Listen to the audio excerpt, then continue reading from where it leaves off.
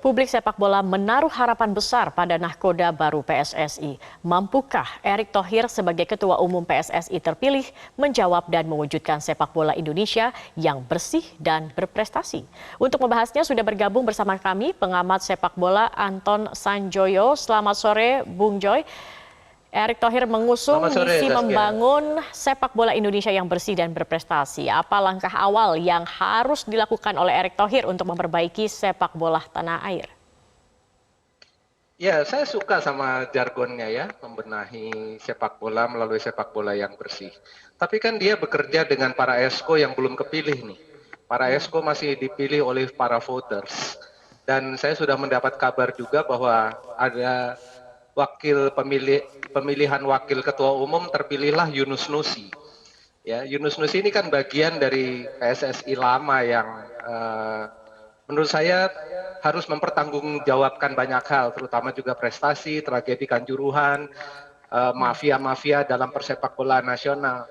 Jadi saya masih tanda tanya nih menunggu siapa yang terpilih oleh voters menjadi esko.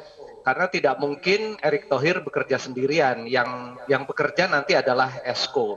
Kalau hanya untuk menyelamatkan Piala Dunia U20 itu hal yang sangat mudah menurut saya ya, nggak perlu Erick Thohir lah.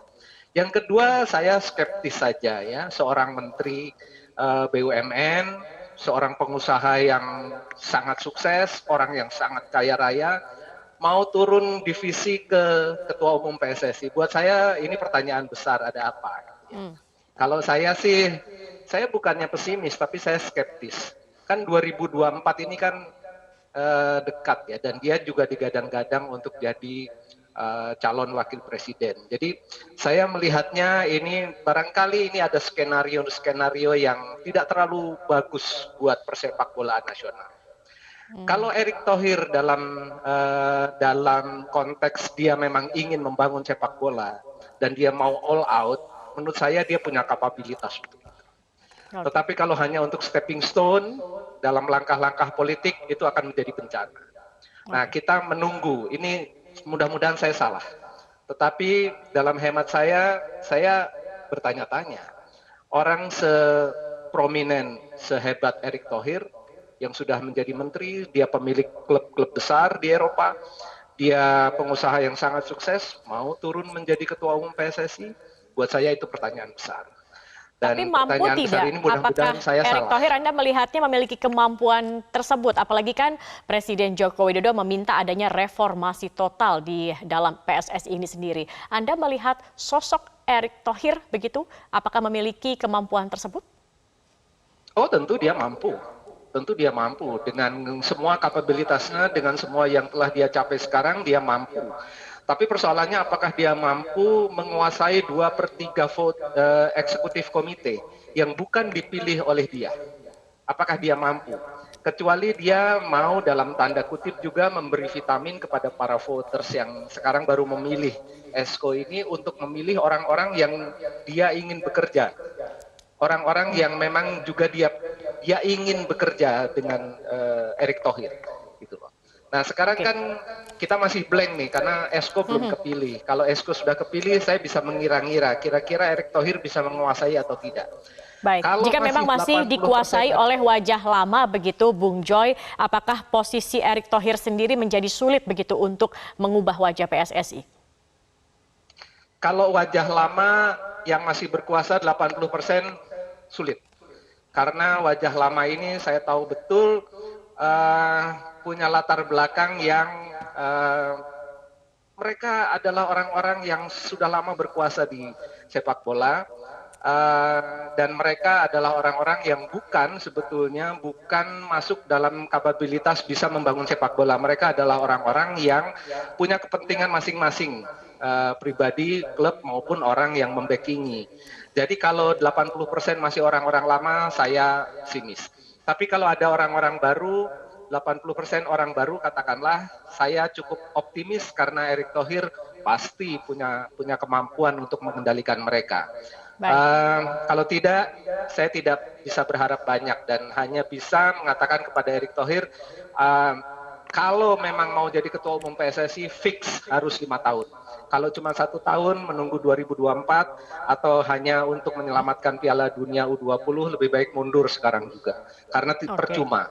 Percuma karena Exco akan dikuasai oleh orang-orang itu juga.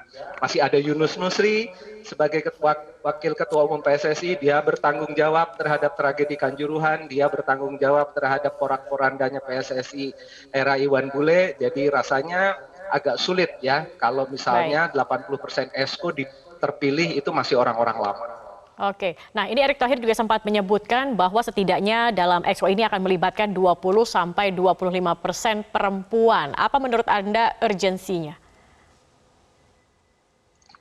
Saya kira dalam tata cara pemilihan memang di Exco itu harus ada yang terpilih perempuan, dan itu memang didesain menurut saya bagus lah, karena ada kepentingan dengan pengembangan sepak bola perempuan, ada kepentingan keterwakilan, karena itu juga disuarakan oleh FIFA.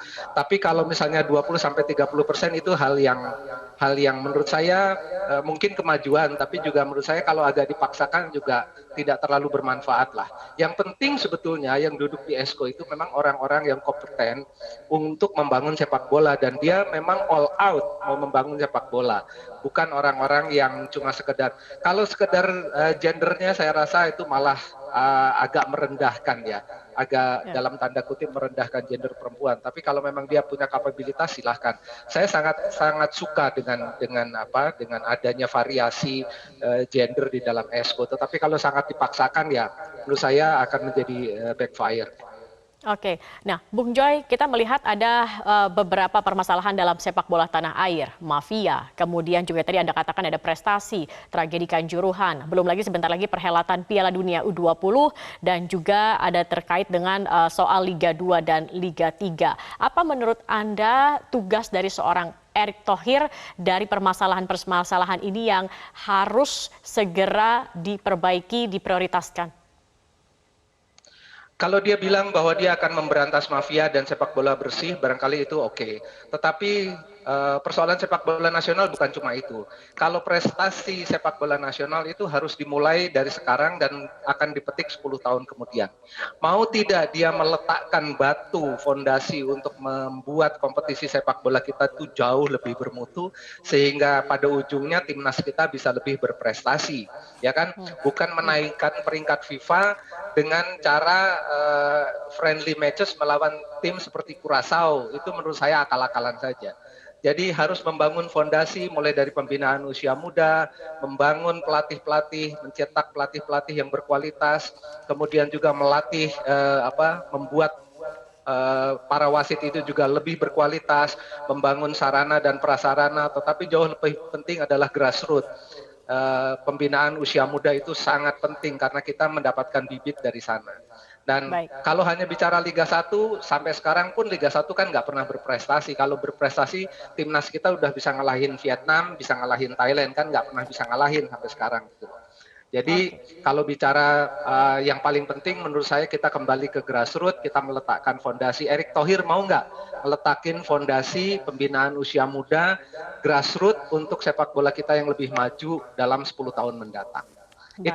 Itu nggak populer ya. Yang populer ngomongin timnas, bahkan tim U20 pun disebut timnas ya. Salah kaprah, dan itu kemudian menjadi pencitraan saja. Apalagi U20 sudah disebut Erick Thohir tadi adalah sebuah pertaruhan bangsa gitu loh. Menurut saya berlebihan lah. U20 Oke. tuh nggak ada yang mau menyelenggarakan kecuali Indonesia. Jadi Baik. menurut saya ya harus turun ke bumi lah. Tahu Baik. persoalan apa yang terjadi di sepak bola kita sebenarnya. Baik, baik Bung Joy, kita akan lihat bagaimana kemudian PSSI di bawah kepemimpinan Erick Thohir ini. Terima kasih Bung Joy. Anton Sanjoyo, pengamat sepak bola sudah bergabung bersama kami di Metro hari ini. Selamat sore Bung Joy.